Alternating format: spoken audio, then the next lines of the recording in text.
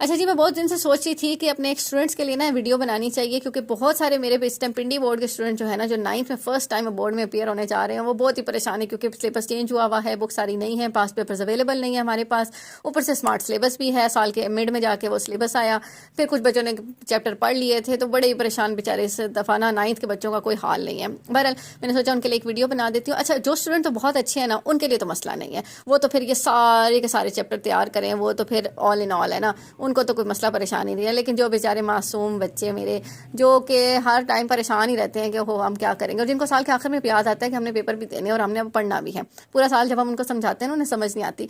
तो खैर ये वाले बच्चे जो है ना, जो पास होना चाहते हैं, तो उनके लिए ये थोड़ी सी जो है ना, मैं शॉर्टकट मेथड बता देती हूँ कि चंद एक चैप्टर हैं जो कि 5 से 6 चैप्टर आप तैयार कर लें तो आप इंशाल्लाह पास हो जाएंगे। अच्छा जी, ये स्कीम है जी पिंडी बोर्ड क्लास 9th की, 75 मार्क्स का आपका पेपर है, 2026 की हम बात कर रहे हैं। MCQ आएगा इन तमाम के तमाम चैप्टर में से, और 2 MCQs हैं हमारे 3, 4 और 6 में से। तो MCQ तो आप तुक्के पे हैं, जो चैप्टर आप शॉर्ट और लॉन्ग के लिए तैयार करेंगे उनमें से जो MCQ आ गए तो ठीक, वो आप कर लीजिएगा, और जो ना आए उस पर अकड़ पकड़ करके लगा दीजिएगा। सब्जेक्टिव की बात करते हैं तो क्वेश्चन नंबर 2 में, जिसमें 9 क्वेश्चन आएंगे, आपने 6 अटेम्प्ट करने होंगे। 2 क्वेश्चन हमारे पास आ रहे हैं इन चैप्टर्स में से, और 1 क्वेश्चन है 5 चैप्टर में से। तो इसका मतलब है कि अगर हम चैप्टर नंबर 5 को छोड़ देते हैं, इसको मैं पर्पल कलर कर देती हूँ जो चैप्टर छोड़ने हैं, अगर हम चैप्टर 5 छोड़ते हैं तो भी पेपर कंप्लीट होता है, और इसके साथ अगर हम चैप्टर नंबर 4 छोड़ देते हैं तो भी पेपर आपका कंप्लीट हो जाता है।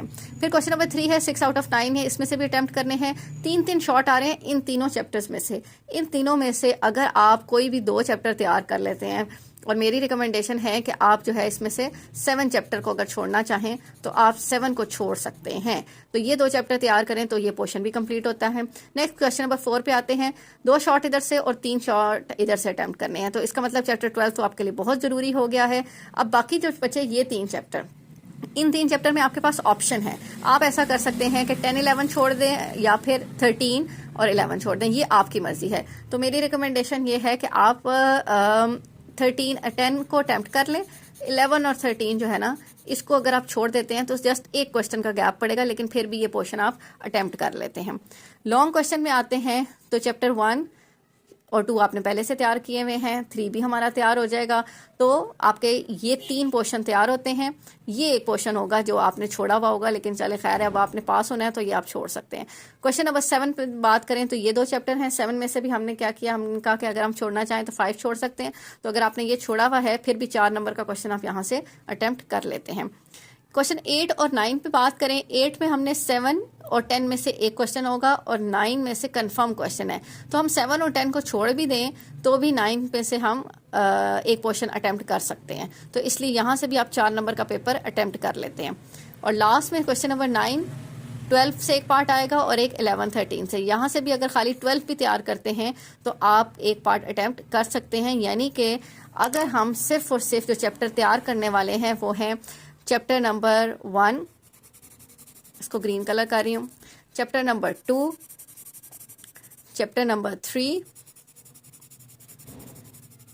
इसके साथ चैप्टर नंबर 6, फिर चैप्टर नंबर 9 और चैप्टर नंबर 12, हमारा पेपर जो होता है वो पास हो जाता है। कम से कम हम 50 मार्क्स ऐसे होंगे जो आप इन चैप्टर्स को तैयार करके ले सकते हैं। तो 1, 2, 3, 4, 5, 6 चैप्टर्स जो हैं ये आपको पेपर कंप्लीट करके देते हैं। तो बस इनको तैयार करें और अल्लाह का नाम लेके मैदान में उतर जाएं। अल्लाह मालिक है, इंशाल्लाह पास हो जाएंगे।